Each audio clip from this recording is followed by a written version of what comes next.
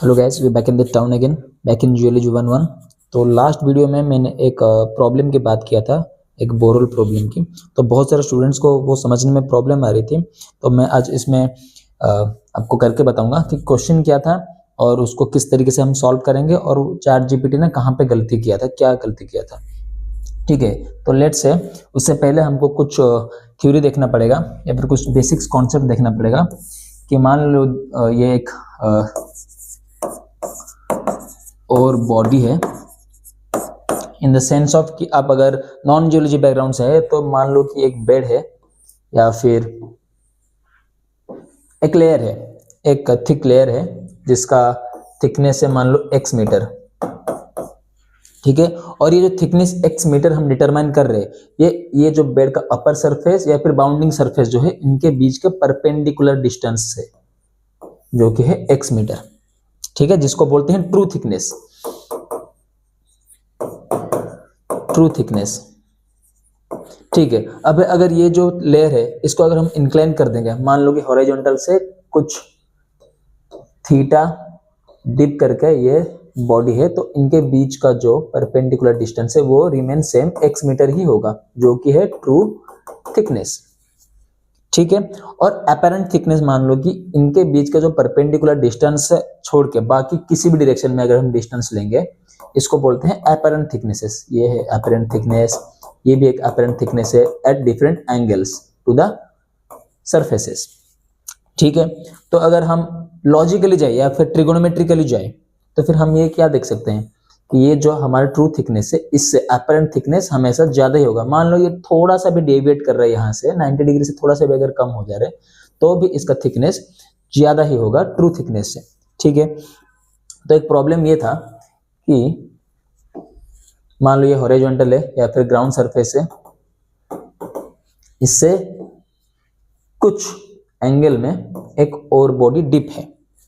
ठीक है, जिसका कि ये जो वर्टिकल डिस्टेंस है, वर्टिकल थिकनेस है, मान लो कि यहां से एक बोरहोल किया गया और वर्टिकली टोटल लेयर या फिर टोटल बेड को 20 मीटर में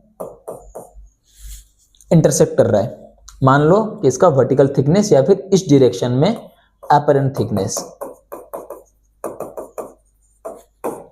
और ये जो थीटा दिया गया है ये 30 डिग्री दिया गया था।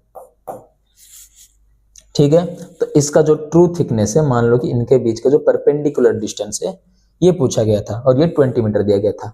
ठीक है, तो जो भी हो, चैट जीपीटी के साथ मेरा आर्गुमेंट ये हुआ कि चैट जीपीटी इसका जो ट्रू थिकनेस बता रहा था 23.3 समथिंग मीटर दिखा रहा था, लेकिन मैं इसलिए मना कर रहा था क्योंकि अगर अपैरेंट थिकनेस 20 मीटर है तो उससे कुछ कम अमाउंट का ही ट्रू थिकनेस हुआ होगा, जो कि अभी हम देखेंगे कैसे हुआ होगा। अगर हम ट्रिगोनोमेट्रिकली देखें, अगर ये 30 डिग्री है तो यहां से अगर हम लोग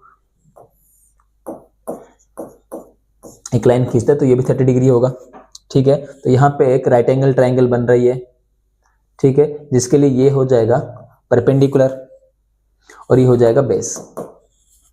ठीक है, तो अगर हम उस सेंस में निकालेंगे तो इसके पास हमारा P/B का रिलेशन होता है tan थीटा, और यहाँ पे tan theta, theta equals to 30 degree. तो अगर हम P निकालेंगे जो कि 20 मीटर दिया गया है, हमको B चाहिए यहाँ पे, ताकि हम ये ट्राइंगल में से इसको पकड़ के ये निकाल सकते हैं। तो P 20 मीटर दिया गया है, और तो फिर B निकालेंगे तो फिर 20/tan 30 डिग्री, tan 30 डिग्री का वैल्यू होता है 1/√3, तो मतलब 20/1/√3, जिसका होगा आंसर 20√3 मीटर। जो निकला है ये हो गया 20√3 मीटर।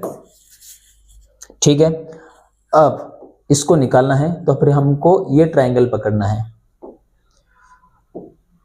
हम ये ट्राइंगल पकड़ के लेके चलते हैं, ये वाला ट्राइंगल जिसमें ये है राइट एंगल, तो फिर ये थीटा दिया गया है ऑलरेडी, तो फिर ये हो जाएगा हमारा हाइपोटेनियस, ये हो जाएगा परपेंडिकुलर, और हाइपोटेनियस और परपेंडिकुलर के बीच में रिलेशन है राइट एंगल ट्राइंगल में साइन थीटा। तो हम ऐसे निकाल सकते हैं sign 30 degree equals to P/20√3, जिसमें P है ट्रू थिकनेस यहाँ पे।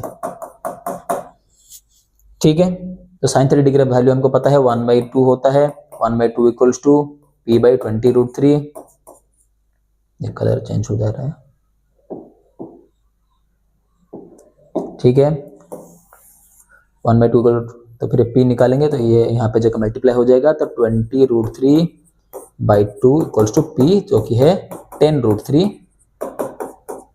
आंसर 10√3 का वैल्यू लगभग कुछ 70.3 या फिर कुछ ऐसा आ रहा है, जो कि 20 से नीचे ही होगा। मेरा तो ये लॉजिक था, मेरा आर्ग्यूमेंट वही था। तो अब आपको समझ आ गया होगा कि ये टोटल हम कॉन्सेप्ट को कैसे हम ट्रिगोनोमेट्रिकली सॉल्व कर सकते हैं। ठीक है, थैंक यू और थैंक यू।